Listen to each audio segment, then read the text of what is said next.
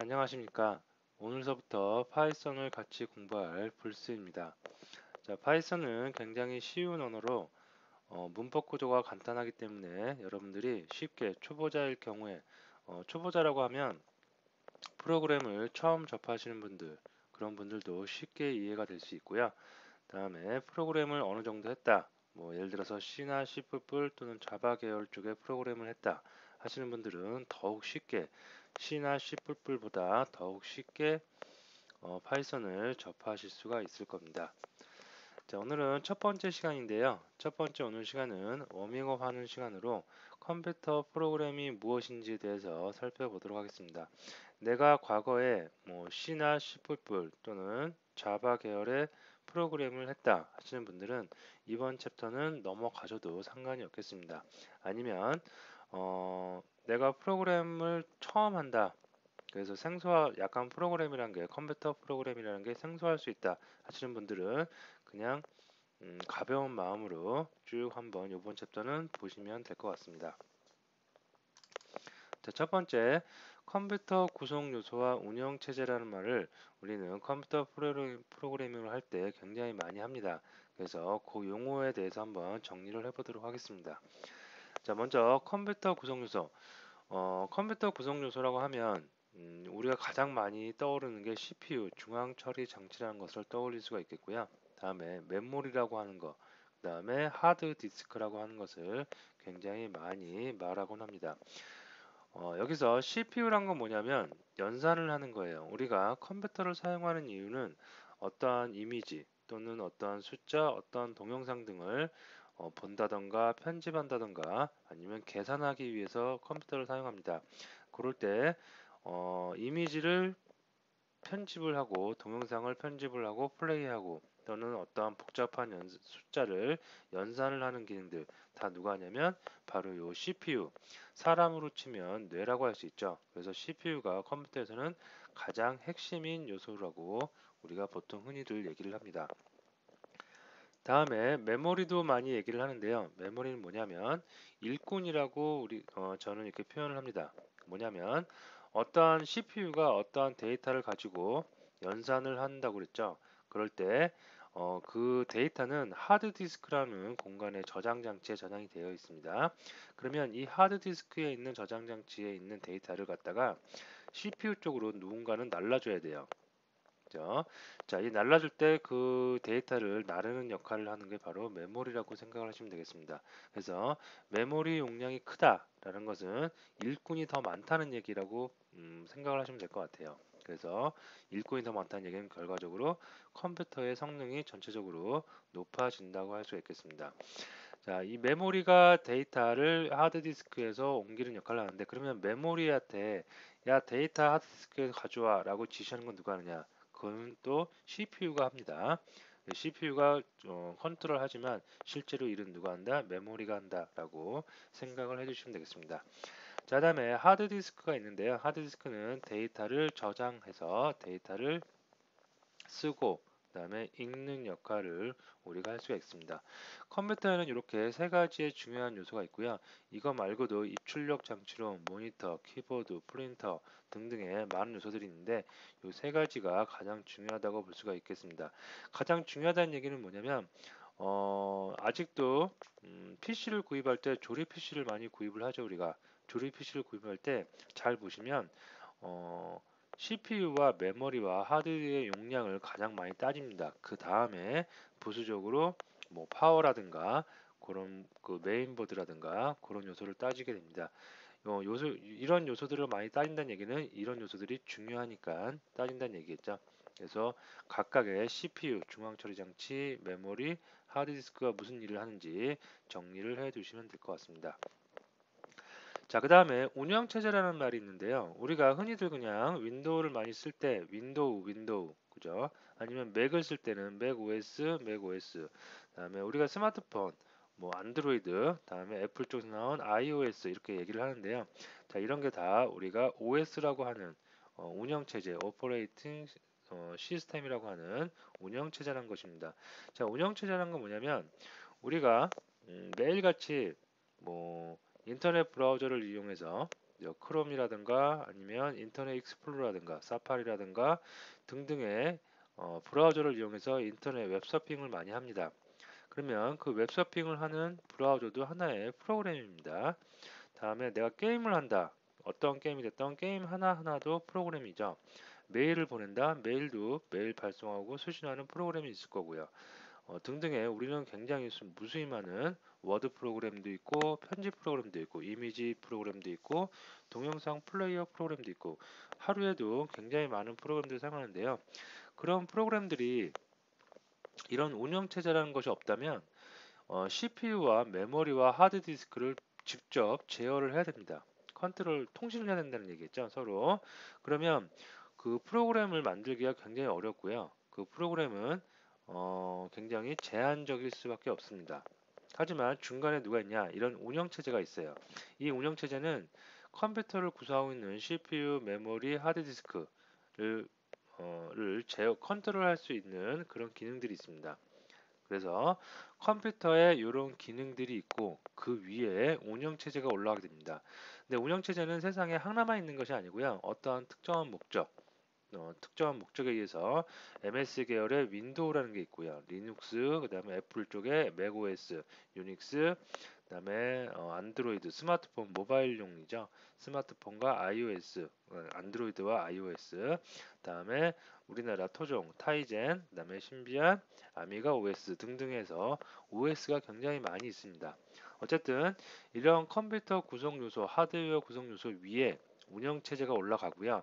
운영체제 위에 API, 운영체제에서 제공하는 API를 이용해서 우리는 프로그램을 개발을 합니다. 그러면 그 프로그램은 직접 컴퓨터 구성 요소와 통신할 일이 있냐? 없겠죠. 단지 그냥 운영체제가 제공해주는 API에 맞춰서 개발을 하고 실행이 되면 되기 때문에 훨씬 더 프로그램이 가벼워진다고 볼 수가 있겠습니다. 그래서 여러분들 중에 경험을 해보신 분도 있을 거고 프로그램을 처음 접하신 분들은 약간 낯설 텐데요.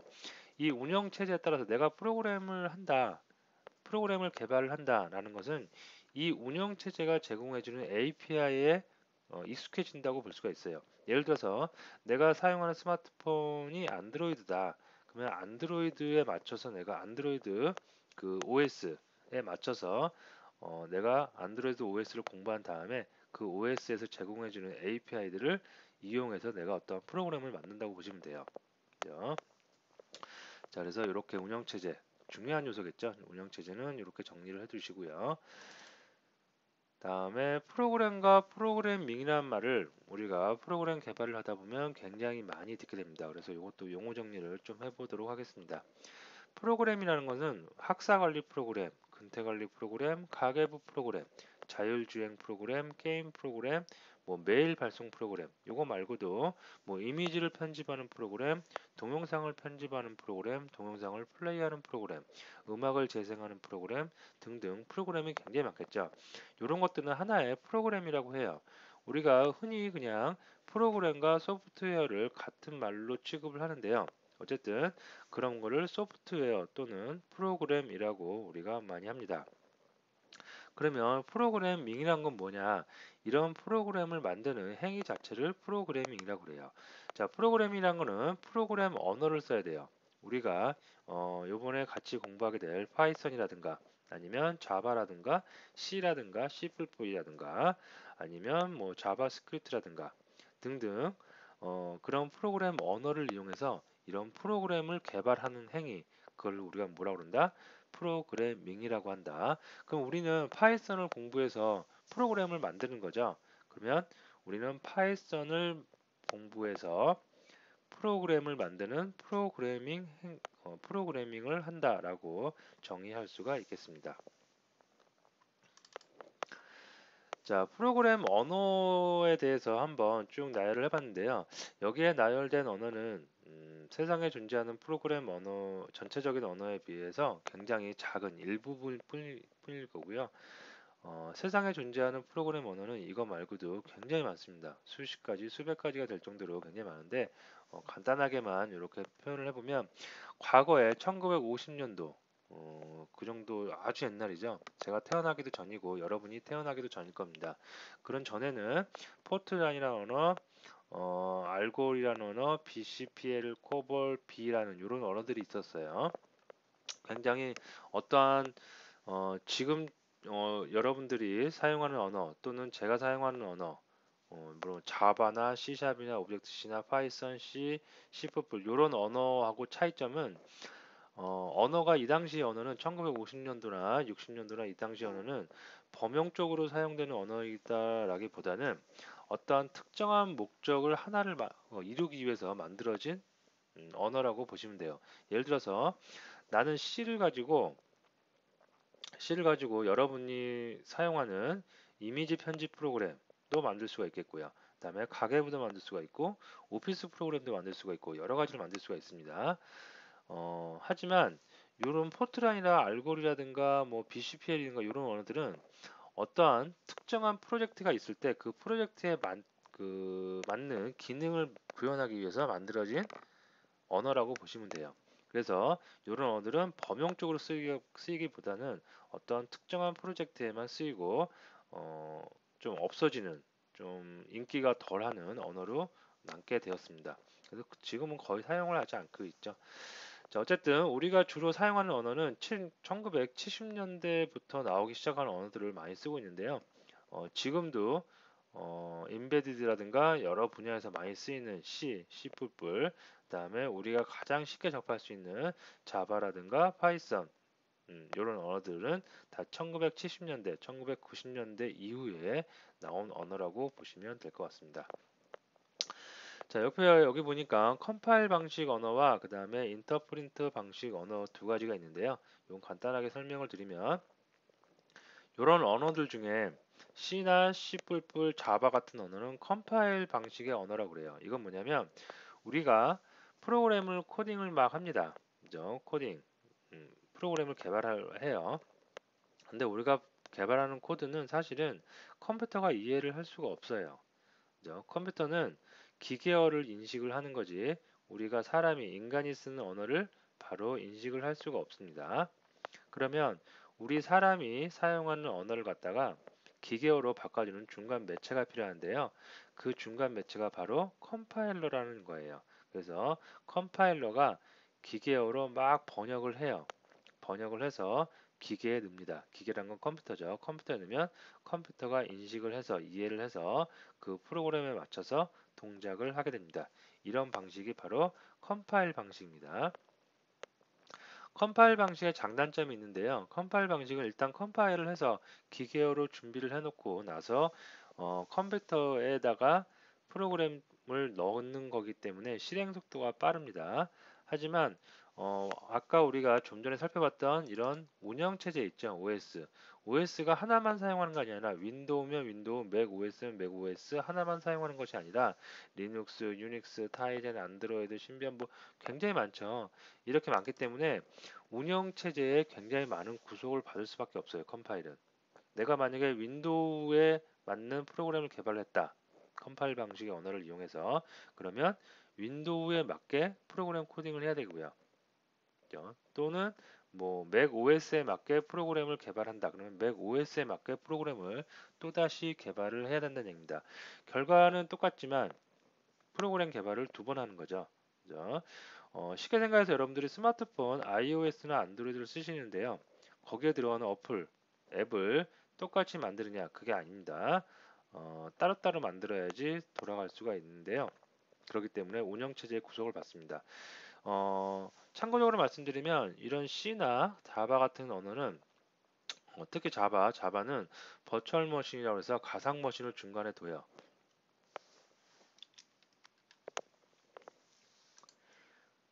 가상 머신을 잠깐 설명을 드리면 컴파일 방식 언어가 운영체제 구속을 받기 때문에 매번 이렇게 그 코딩을 따로따로 프로그램을 개발해야 되는 굉장히 불편함이 있다고 그랬잖아요. 그래서 자바 쪽에서 구하는 거는 버추얼 머신이라는 걸 구현을 했습니다. 이게 뭐냐면 여기에 이제 OS가 이렇게 있어요. OS가 있습니다. 이 OS는 맥OS일 수도 있고 윈도우 OS일 수도 있고 안드로이드 OS일 수도 있고 여러 가지 OS가 있겠죠. OS가 있으면 이 위에 이제 프로그램이 이제 올라옵니다. 근데 이 프로그램이 OS에 굉장히 많은 간섭을 받는다고 그랬죠. 윈도우면 윈도우용, 맥이면 맥, 그래서 프로그램을 따로따로 개발을 해야 돼요. 이렇게. 이렇게. 근데 이게 굉장히 까다롭죠. 번거롭겠죠. 하나의 프로그램을 개발하는 것도 어려워 죽겠는데 이렇게 여러 개 OS에 맞춰 개발을 해야 되니까 얼마나 어렵겠습니까? 그래서 이런 방식을 지우기 위해서, 없애기 위해서 어떻게 했느냐? 이 중간에다가 버추얼 머신이라는 걸 하나 둬요. 그래서 이 버추얼 머신은 내가 만드는 것이 아니라 프로그램을 만드는 배포하는 주로 제조사 쪽 또는 이런 OS 쪽에서 만듭니다. 만들어서 배포를 해요. 그러면 프로그램을 딱 하나만 만드는 거예요. 여러 가지 OS에 맞춰서 여러 가지 만드는 게 아니라 프로그램을 딱 하나 만든 다음에 이 하나를 가지고 버추얼 머신, 윈도우에 들어가는 버추얼 머신, 맥에 들어가는 버추얼 머신, 안드로이드에 들어가는 버추얼 머신에다가 다 넣습니다. 똑같은 프로그램을 코드를, 그러면 얘네들이 알아서 윈도우면 윈도우용으로 뿅 하고 프로그램을 뽑아내고요. 맥이면 맥용으로 뽑아내고 안드로이드면 안드로이드용으로 뽑아낸다는 얘기예요. 그죠? 그럼 결과적으로 하나의 프로그램만 개발자는 개발을 하면 끝나겠죠. 그죠? 이런 획기적인 방법을 고안을 했는데 여기도 이렇게 좋은 획기적인 방법이지만 좋은 요소만 있는 건 아닙니다. 어, 프로그램이 돌아가는 것은 결과적으로는 OS 위에서 돌아가야 되는데요. 즉 프로그램이 OS까지 바로 이렇게 통신이 돼야 되는데 중간에 지금 보면 버추얼 머신이라고 하는 매개체가 하나 끼어든 거죠. 그죠? 그렇기 때문에 속도가 어떻게 약간은 떨어질 수가 있습니다. 그죠? 하지만 개발자는 여러 개를 개발하지 않고 하나만 개발을 해서 버추얼 머신에다 넣으면 되기 때문에 굉장히 편리함을 가질 수 있다고 보시면 될 듯 합니다. 자, 얘기가 좀 길어졌는데요. 요런 거는 참고적으로 그냥 알아두시면 될 것 같고요. 내가 프로그램을 한다. 그럼 요 정도는 알아두는 게 그래도 도움이 될 듯 합니다. 자, 인터프리트 컴파일 방식과 대비되는 게 인터프리트 방식이라는 게 있는데요. 인터프리트 방식은 컴파일러가 컴파일을 하지 않고요. 매번 나는 그냥 프로그램 개발만 해요. 그러면 개발만 하면 인터프린터가 알아서 매번 실시간으로 기계어로 변환을 합니다. 그래서 운영체제에 자유로움이 있다는 얘기인데요. 자, 이게 무슨 얘기냐면 인터프리터 방식을 여러분들이 경험해 보는 것 중에 매일같이 보는 것 중에 인터넷 브라우저 있죠. 그게 바로 인터프린터 방식이에요. 여러분이 브라우저를 딱 열었어요. 열으면 그 안에 예쁜 그림과 글자가 이렇게 배열이 될 겁니다. 그렇게 될 때 순간적으로 인터프린터가 동작을 하는 거예요. 그래서 인터프린터가 동작을 해서 내가 만든 프로그램이 실시간으로 기계어로 변환을 해서 OS에 맞춰서 돌아가는 건데요. 나는 예를 들어서 홈페이지를 하나 만들었어요, 내가. 그러면 그 홈페이지를 만든 걸 크롬에서 띄울 수도 있고 인터넷 익스플로러 MS에서 지원하는 인터넷 익스플로러에서 띄울 수도 있고 사파리에 띄울 수도 있겠죠. 그죠? 그런 거에 상관없이 다 그 안에 브라우저를 만든 제조사가 인터프린터를 OS에 맞춰서 다 개발해 놨기 때문에 나는 하나의 홈페이지만 만들면 되지 OS에 맞춰서 홈페이지를 여러 개 만들 필요가 없겠죠. 그런 장점이 또 있습니다. 자, 여기 뭐 컴파일 방식과 인터프린트 방식을 이렇게 하는데요. 여기 컴파일 방식 보면 이런 언어, 대표적인 게 자바, C 쪽 언어가 있을 수 있겠고요. 언어들이 프로그램이 기계어로 변환할 때는 중간에 뭐가 있어야 된다? 컴파일러가 있어야 된다. 그러면 기계어로 이렇게 바뀌어서 컴퓨터가 돌아갈 수가 있겠고요. 인터프리터 방식도 마찬가지입니다. 파이썬은 인터프린트 방식입니다. 그래서 인터프린트 방식은 인터프린터가 중간에 매개체를 껴서 그거를 기계어로 바꿔서 컴퓨터가 돌아갈 수 있도록 합니다. 자, 다음에 프로그램 개발 과정이 나오는데요. 프로그램 개발 과정은 프로그램을 기획을 합니다. 그래서 개발자는 기획을 거의 처음에는 하지 않는데 조금 내가 고수에 조금 경지에 이르렀다 할 때는 프로그램 소프트웨어 기획도 해야 됩니다. 그래서 전체적인 기획은 기획자가 하겠지만 프로그램을 설계하고 어떻게 프로그램의 로직을 만들어야 할지 큰 그림을 어떻게 그려야 되는지 기획을 해야 되고요. 그 다음에 코딩을 합니다. 그 다음에 컴파일 또는 실행을 하고요. 또는 디버깅을 합니다. 그래서 요 세 개 개발하고 디버깅하고 컴파일 실행하는 거는 계속해서 돌아가요. 개발해서 그 다음에 컴파일하고 실행해서 뭔가 문제 생기는지 디버깅 해보고요. 그다음에 디버깅 했으면 문제점이 있으면 또 다시 개발하고 또 컴파일하고 디버깅하고 해서 계속 순환적으로 돌아갈 수 있는 구조고요. 이게 다 됐다 하면 이제 양산, 그죠? 양산을 해서 세상에 배포를 해야 되겠죠. 배포를 하고 나서도 뭔가 문제가 생긴다 그럼 패치해야 되겠죠. 그래서 패치를 또 하면 코딩하고 디버깅하고 컴파일하고 계속해서 또 들어가고 완벽하게 됐다 그러면 또 배포하고 이런 과정을 우리는 겪게 됩니다. 근데 개발자가 처음에 주로 많이 하는 것은 이런 부분, 이 부분을 많이 하게 되고요. 나머지에 이제 배포하는 거는 사실은 배포하는 것도 그냥 프로그램을 내가 만들었다 해서 바로 배포하는 건 아닙니다. 정식적으로 배포하기 위해서는 몇 가지 조건들이 있는데요. 그런 조건들을 맞춰서 배포를 세상에 배포를 또 할 수가 있겠고요. 배포한 다음에 또 패치를 할 수도 있겠고요. 그 다음에 아까 말씀드렸듯이 내가 약간 고수의 수준에 올랐다 그러면 프로그램을 기획하는 이제 프로그램을 설계하는 쪽의 업무를 볼 수도 있겠습니다.